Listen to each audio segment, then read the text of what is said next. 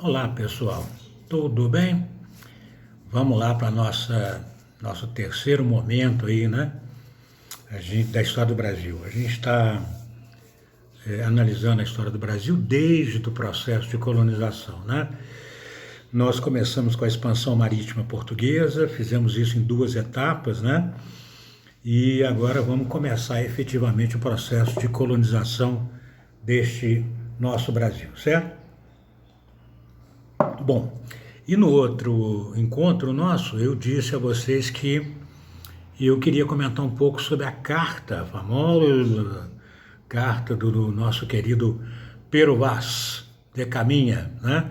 Conhecida aí como Carta do Achamento do Brasil, né? É um documento histórico muito interessante, né? Muito comum em escolas e vestibulares no Brasil, né? Já apareceu em prova de diversas formas, né? E ela é muito interessante mesmo, né? Porque você tem que pensar o seguinte: a expansão marítima, né, tirando o seu verniz, a sua casquinha civilizatória, né, que isso faz parte do processo ideológico europeu até hoje, né? A ideia de que somos superiores, somos melhores, somos mais civilizados, né? Toda essa mitologia, aliás, mitologia é melhor do que ideologia, que os europeus ainda carregam de forma muito intensa, né? Como a gente sabe, né? Veja o caso dos jogadores brasileiros na Europa, né? Nosso querido Vinícius Júnior e outros anteriormente, Roberto Carlos. Tem N casos, né, de discriminação na Europa, né? Vários cidadãos brasileiros, né, mesmo não negros, né, sofrem discriminação simplesmente por serem brasileiros, ou seja, não europeus, o outro, o diferente, índio, não é? É assim que eles nos veem basicamente, essencialmente, ainda hoje, não é? Tá? Não só na Europa, como a gente sabe, né? Nos Estados Unidos também, né? Então, olha só, tirando esse verniz, tirando esse viés, né, melhor dizendo, a expansão marítima é essencialmente um grande negócio, né? O que move o cidadão para sair da Europa, né, da civilização europeia, para ir para selvagens, lugares desconhecidos e selvagens, né, é dinheiro. É a possibilidade de ficar muito rico e ponto, né? Então fica muito curioso a gente analisar a carta de Pero Vaz de Caminha dentro dessa ótica, né? Da ótica do negócio, da ótica do dinheiro, tá? Porque, olha só, quando você lê a carta, e certamente vocês já leram, né? Lá no quinto ano, sexto ano, vamos ler a Carta do Caminho e fazer uma atividade, né? Todo mundo já leu alguma vez, ouviu numa questão, bom, né? Em se plantando, dar-se-á nela tudo, que em ela Vossa Alteza queira lançar, pelo bem das águas que tem, né? Depois fala que a principal semente que em ela Vossa Alteza deve dançar é civilizar essa gente, não é? Veja aí a ligação entre as coisas, tá? Bom, quando você pega a ótica e a perspectiva do negócio, do dinheiro, a carta de Caminha é um fiasco para o rei de Portugal, não é? Aliás, a expedição de Cabral, de um modo geral, é considerada um grande fiasco, por diversas razões que a gente vai comentar depois com vocês, né? Ele fala nas matas, fala nas águas, o bem das águas que tem, fala nisso, naquilo outro, e só. E só. Não fala em ouro, não fala em prata, não fala em produtos especiais, especiarias, nada disso.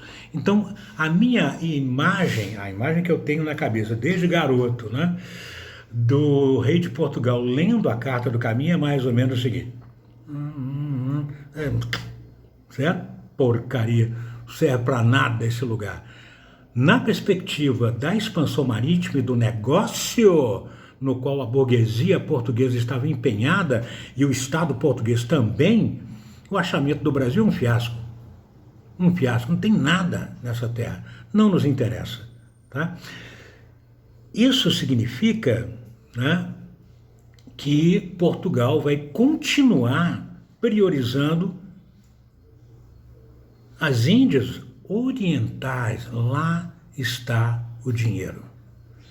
A burguesia portuguesa, na hora de financiar uma expedição dessa, amiguinhos e amiguinhas, aqui entre nós, uma expedição perigosíssima que matava a gente feito mosca, tá certo? Tá? Se você vai botar o seu rico dinheirinho numa expedição caríssima, que pode dar em nada, né? Pode dar em naufrágio, tá? E você perder toda a sua bela grana, tá? Se você vai correr esse risco, é melhor correr o risco nas Índias Orientais. Lá tem pimenta do reino, lá tem canela, lá tem noz moscada, lá tem seda, lá tem um monte de coisa que vale os tubos, o olho da cara, certo? Vale os olhos da cara, lá nas Índias Orientais. Aqui não. Não interessa. Ô, gente, não é à toa que a gente, né, os historiadores, costumam chamar esses primeiros tempos, primeiros anos, pelo menos os primeiros 30 anos da relação entre Portugal e sua nova colônia, né, e o Brasil, de período pré-colonial, né, porque pouquíssimo se fez, ou melhor, quase nada se fez por parte do Estado português para ocupar efetivamente, colonizar efetivamente essa terra. Não valia a pena, tá? Não valia a pena. Então, se nós vamos gastar dinheiro com uma expedição perigosa, que seja nas Índias Orientais. Lá a grana volta. Aqui não tem nada.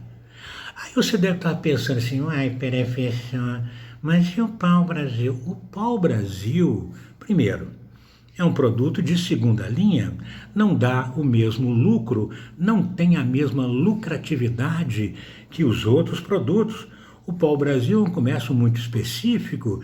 Nesse momento da história, o comércio de pau-brasil era feito principalmente, quase exclusivamente, para corante de tecidos na indústria têxtil, que ainda não era lá nenhuma Brastemp. Nós estamos muito antes da Revolução Industrial, portanto a produção é bem pequena. Né? Monges, tem imagens disso, você acha com facilidade na internet, queridão. Monges franceses lá, né, mergulhando tecidos, né, no pau-brasil, no caldo de pau-brasil, para ter aquela coloração interessante do pau-brasil. Não sei se vocês já viram pau-brasil pessoalmente, né? Mas certamente pela internet já viram uma cor muito interessante, né? Brasil, é uma cor Brasil, ou seja, muito parecida com a chama, o fogo, né? Aquela parte laranja, especialmente do fogo, certo?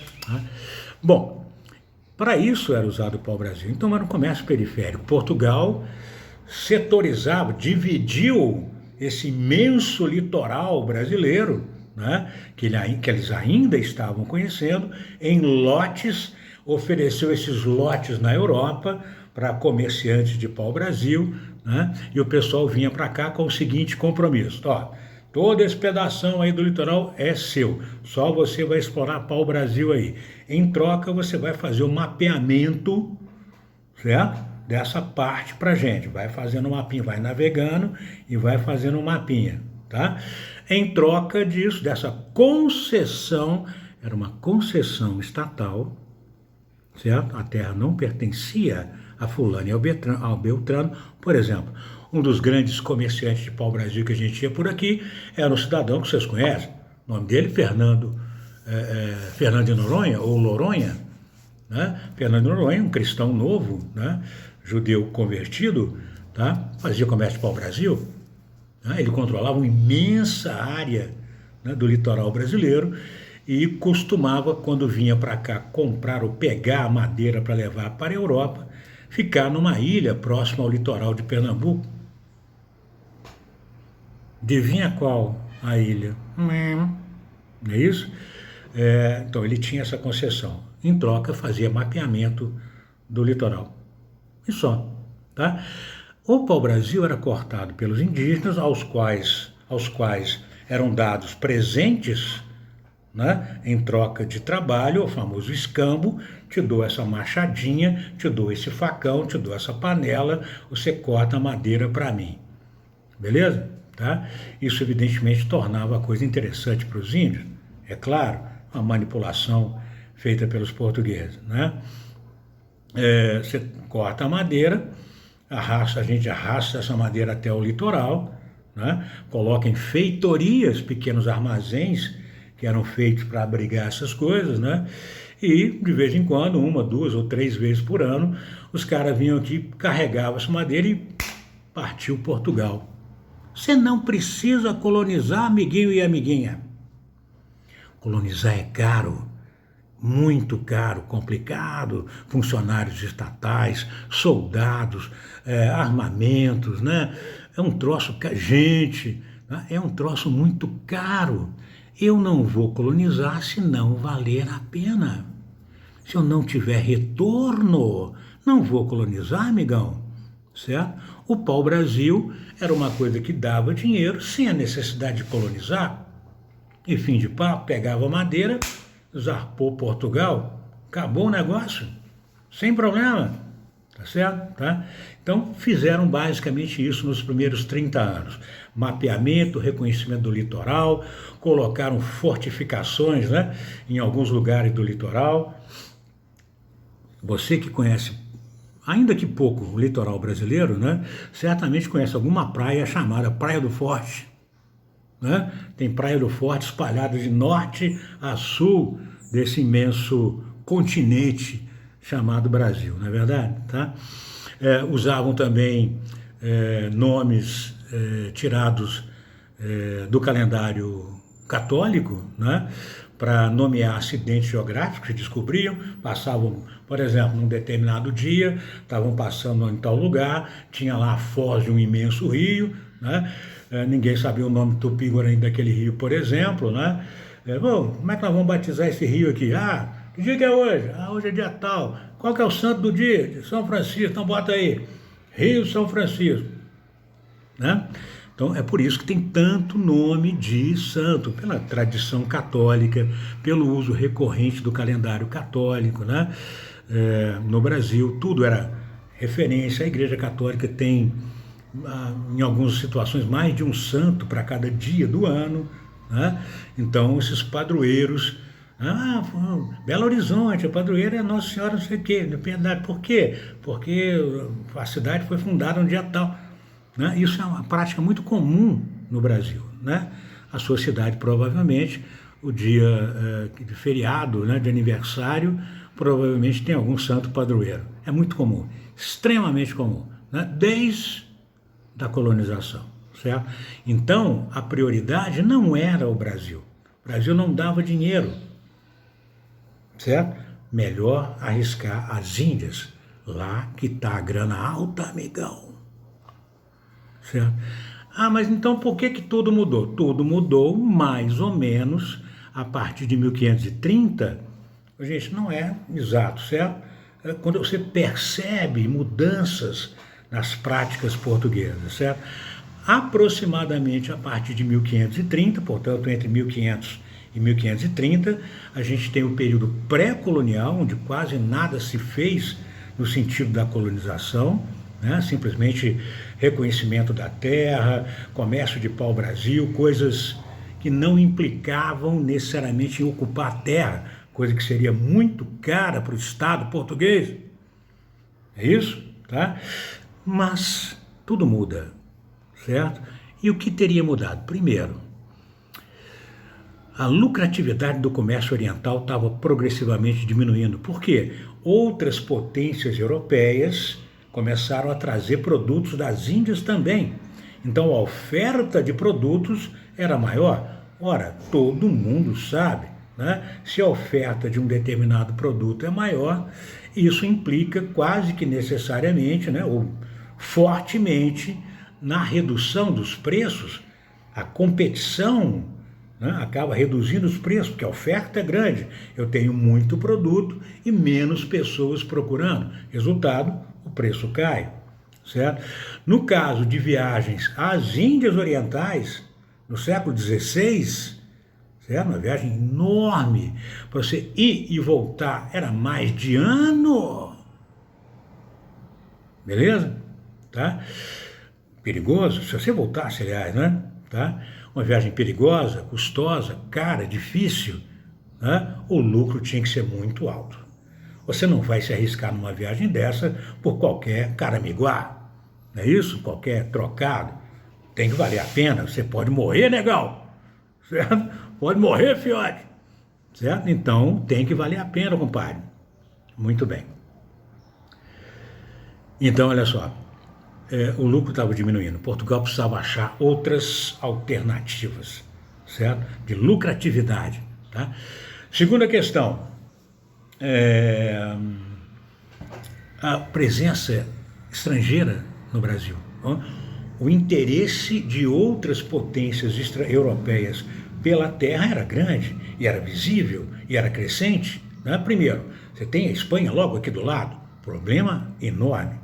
Você lembra? Tordesilhas, território português, território espanhol, certo? Já é um problema. Segundo, os franceses, né? Até o iníciozinho do século XVII, nós tivemos 2 colônias francesas no Brasil, uma ainda no século XVI, que deu um trabalhão danado para o pessoal, a chamada França Antártica, a ocupação do que hoje é o Rio de Janeiro, né, que levou inclusive a conflitos entre portugueses e franceses, né, entre índios que apoiavam os portugueses e índios que apoiavam os franceses.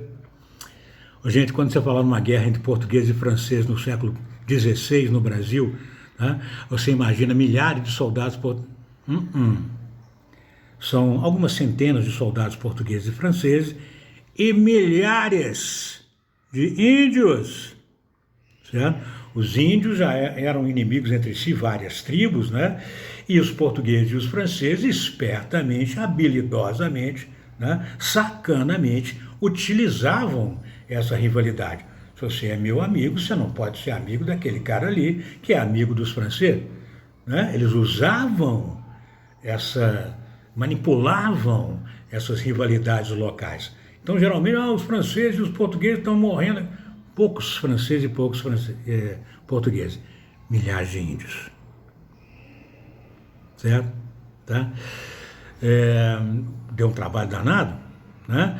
Para expulsar os franceses daqui, na região do Rio de Janeiro, Villers-Gagnon, aquela treta toda, que todo mundo conhece. Não é isso? Tá? Não vamos falar sobre isso agora, depois a gente volta sobre essas pontuais, né, presenças francesas por aqui. Depois lá em cima, a França equinocial, no Maranhão, né, que tem a ver também com conflitos religiosos na França, os huguenotes, aquela coisa toda, reforma religiosa, todo reflexo de todas as questões europeias, competição entre nações, questões religiosas, tudo isso acaba pontuando por aqui também.